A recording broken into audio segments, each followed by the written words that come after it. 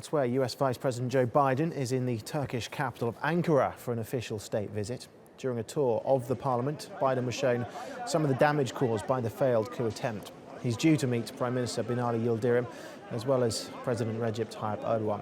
Relations between the two NATO allies have been strained since the failed coup last month.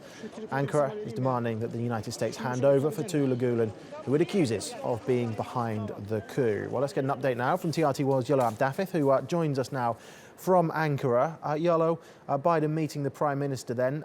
We saw him at the Parliament building as well about an hour ago. How did he respond to the damaged Parliament? Well, when he arrived here, he was, first of all, he met the parliamentary leader.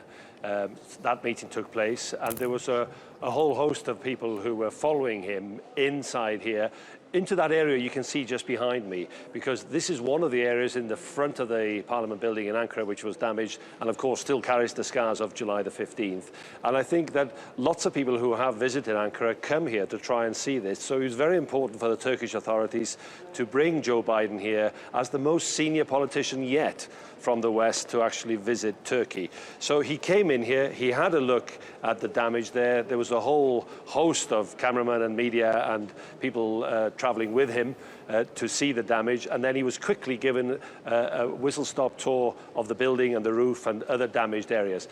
Maybe 10, 15 minutes at the most, but it was enough, I think, for the Turkish authorities to show him, look, this is what happened, and this is the concrete evidence of one of the after effects of that attempted coup. This is why it is so important for us to try and extradite Fethullah Gulen back here to answer allegations that he was involved. So what else is on the itinerary then over the next couple of hours, and what is on the agenda, more importantly?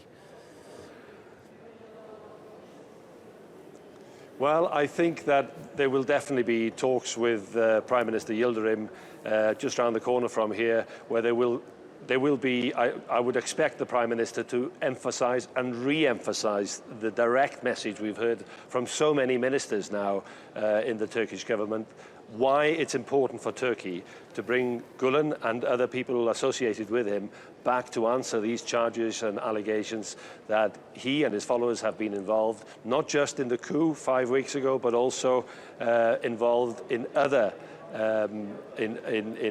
other details in terms of trying to undermine the Turkish state and the Turkish government.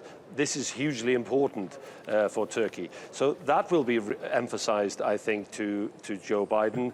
But of course, we also have now the developments of the military operations near Jarablus.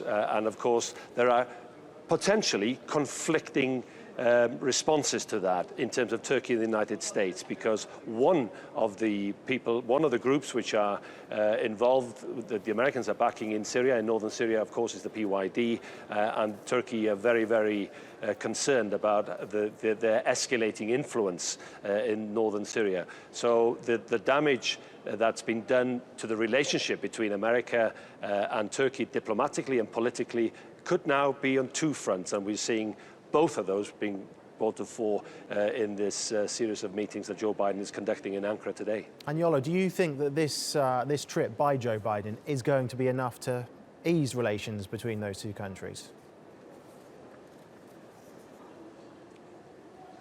Well, that's a tough ask, isn't it? And that's a lot to ask of one man, even though he has a reputation of being a smooth operator and a smooth talker. There's a lot riding on Joe Biden on this visit, because obviously he's seen as a senior member of the Obama administration. He is the most senior politician from the West to come to Turkey, to visit Turkey and see for himself part of the damage, at least the visual damage here in Turkey. And I think that also it gives the Turkish authorities another reason to explain to a very senior member of the administration, the Obama administration, how displeased and how disappointed they've been with the reaction, not just in the United States, but also with European members, fellow members of NATO as well. So I think that there is a lot riding on Joe Biden's shoulders. It's unlikely that everything will be agreed and sorted because there is a quid pro quo here. The Americans have also got, they also have cases ongoing trying to extradite people from Turkey to the United States. So it's a very complex picture and unlikely to be dealt and agreed in one day by one man. Okay, Iolo, thank you very much.